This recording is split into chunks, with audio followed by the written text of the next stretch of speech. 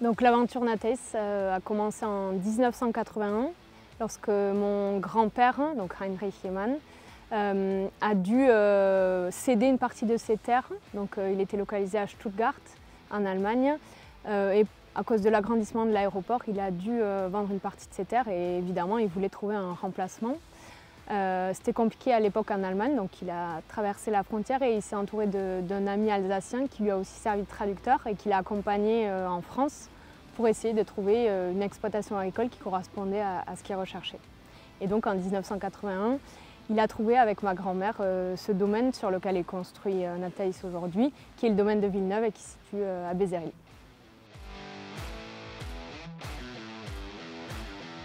Donc au tout début, effectivement, mon grand-père, il pilotait l'exploitation agricole à distance puisqu'il n'a pas déménagé en France, il est resté sur son exploitation en Allemagne et c'est un chef de culture qui a continué à cultiver des cultures classiques du sud-ouest, maïs, tournesol, colza, etc.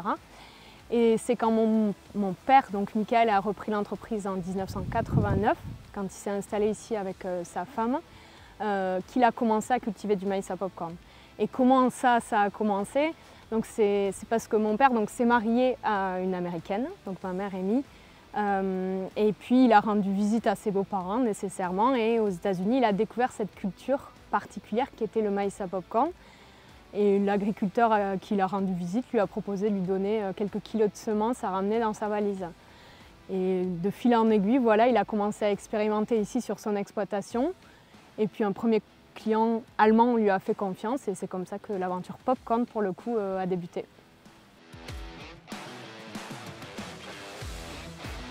Le maïs popcorn fait partie de la grande famille des maïs, mais on va dire que c'est une sous-catégorie de cette famille qui a des caractéristiques différentes. Donc la génétique est totalement différente, elle est très ancienne, donc on retrouve des traces de popcorn d'il y a 4000 à 5000 ans en Amérique centrale. Mais donc certaines choses qui sont différentes par rapport au maïs conso, c'est notamment les caractéristiques du grain. L'enveloppe du maïs à popcorn est résistante, dure, et ce qui fait que quand on chauffe le grain, l'eau à l'intérieur du grain se transforme en vapeur d'eau et grâce à la pression à l'intérieur du grain et à la résistance de cette enveloppe, on va avoir le popcorn qui éclate.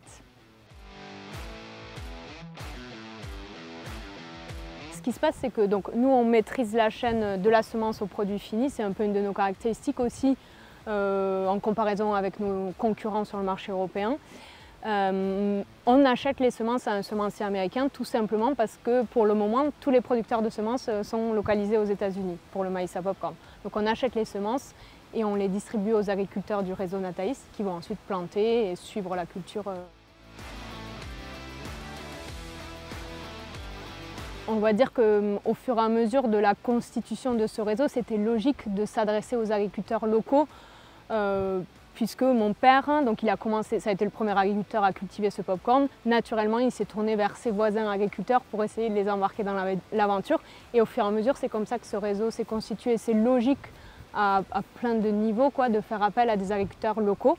Et en plus, il y a le facteur qui est qu'on est dans une zone géographique qui est très propice à la culture du maïs à éclater. Donc il y avait encore moins de raisons de s'adresser ailleurs.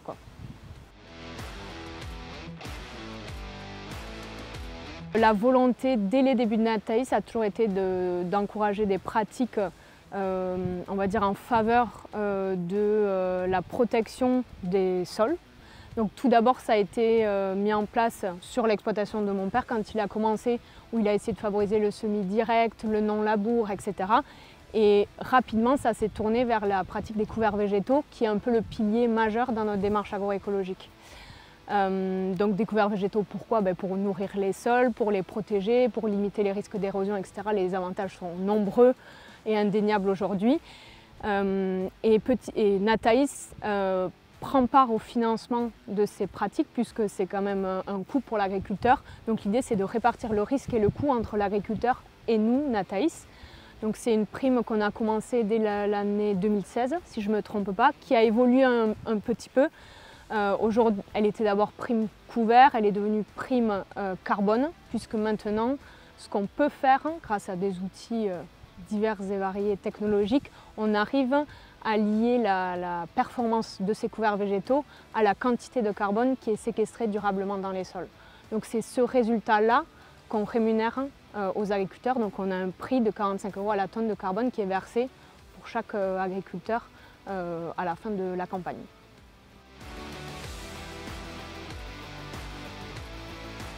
On a fêté nos 30 ans cette année. L'objectif, c'était vraiment principalement de remercier toutes les personnes, tous les organismes, tous les partenaires qui nous ont fait confiance et qui ont fait confiance en Michael à ses débuts et qui ont permis de développer la filière popcorn dans le Gers.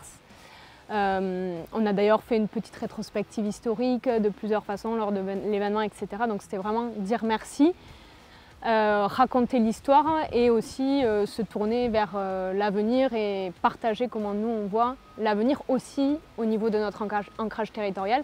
Donc on a la volonté de s'impliquer localement sur notre territoire aussi parce que c'est grâce à ce territoire que Nataïs a vu le jour. Donc concrètement, un de ces volets, on va dire, d'ancrage territorial, effectivement, c'est la nouvelle gamme de produits qu'on a créée qui s'appelle Petomioc. Donc Petomioc, ça veut dire le maïs qui éclate en gascon. C'est aussi une façon de dire merci à notre territoire. Donc évidemment, l'enjeu commercial n'est pas le prioritaire, même si on espère qu'il sera représenté dans toutes les épiceries du Gers. Mais l'idée, c'était vraiment de montrer Nataïs, c'est quoi aujourd'hui, qu'est-ce qu'on fait, c'est quoi nos produits, c'est quoi nos savoir-faire, et surtout mettre en avant la démarche vertueuse portée par nos agriculteurs sur le réseau Nataïs, quoi.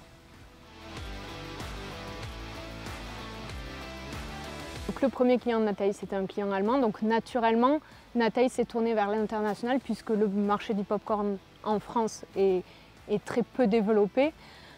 Et il y a peu d'acteurs en fait à l'échelle européenne sur ce marché-là, qui est un marché de niche.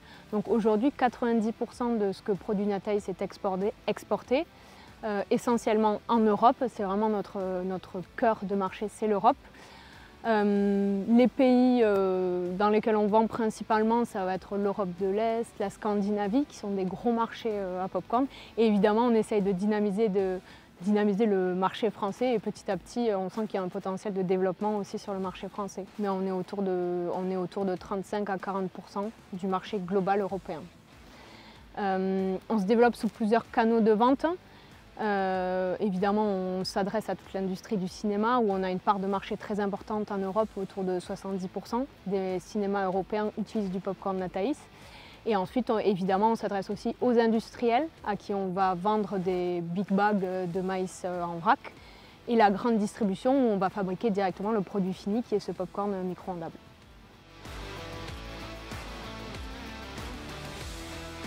On va dire que l'innovation, elle est un peu venue naturellement aussi puisque le popcorn marché de niche où il y a peu de standards qui existent. Donc en fait, c'est une nécessité entre guillemets d'innover pour construire ces process, mettre en place les bons procédés, les optimiser, etc. Donc c'est venu naturellement.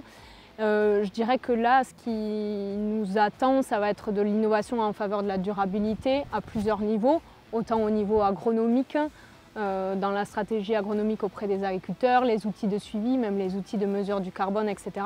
Au niveau de nos silos de stockage, on a des procédés aussi pour décarboner la partie ventilation par exemple, en silo du maïs à popcorn qui est une étape critique dans le conditionnement du grain.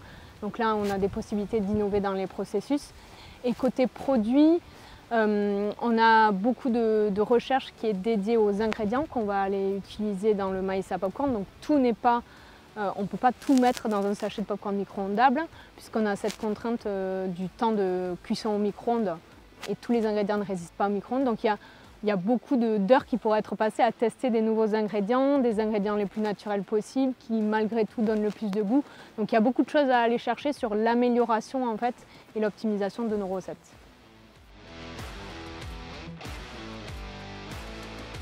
Donc on a la chance de travailler main dans la main avec notre semencier américain, donc c'est l'entreprise Zenger, la famille Zenger, avec qui on travaille depuis plus de 30 ans aujourd'hui, qui a vraiment misé aussi sur le développement de ce marché européen qui nécessite du coup des semences adaptées à nos conditions pédoclimatiques. Donc on a une démarche de co-innovation avec notre semencier où les dernières étapes de sélection vont être faites ici dans notre bassin de producteurs.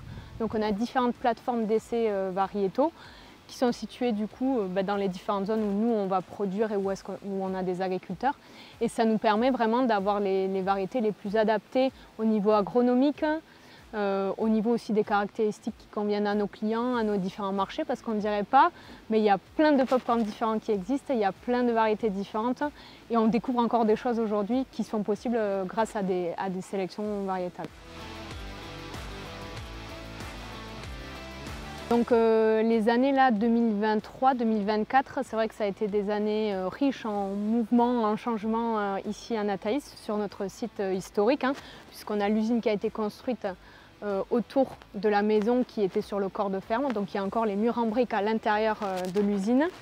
Mais c'était vraiment le moment pour Nataïs d'optimiser ses infrastructures et de préparer son développement des années à venir. Donc ça passe par du changement de certains équipements sur nos lignes de production de pop-corn micro-ondables, par l'optimisation de nos zones de stockage de produits finis qu'on a revues, la sécurisation aussi des accès, du risque incendie qui nécessite aussi beaucoup d'investissement. Donc là on construit d'abord 3 nouveaux silos, mais l'idée c'est que progressivement jusqu'en 2030 on aille augmenter encore nos capacités de stockage en grains, donc selon aussi l'évolution de notre croissance et du marché. On a ce site unique où on va avoir toutes les étapes du procédé de la filière, du champ au produit fini. Donc la récolte qui va commencer bientôt, là, probablement dans la semaine prochaine. Les agriculteurs viennent livrer ici, on va stocker le grain ici, le conditionner ici, le trier ici, le mettre en paquet ou en conditionnement en vrac ici et le livrer aussi d'ici. Donc on a vraiment toutes les étapes de la filière qui sont représentées, ce qui explique aussi qu'on a 60 métiers différents sur site, puisque vraiment on est acteur de chaque étape de la filière. Pour l'ensemble des équipes Nataïs, donc ça faisait longtemps qu'on avait l'envie et le souhait de rassembler l'ensemble des équipes dans un espace. Et on avait grandi progressivement et c'était plus possible. Donc on était séparés en plusieurs espaces. Et là, on a voulu créer un bâtiment qui est lié à l'usine, avec une salle de pause commune au centre du bâtiment qui permet à tout le monde de se rassembler, d'échanger, etc. Et de cultiver la transversalité qu'on recherche aussi dans l'entreprise.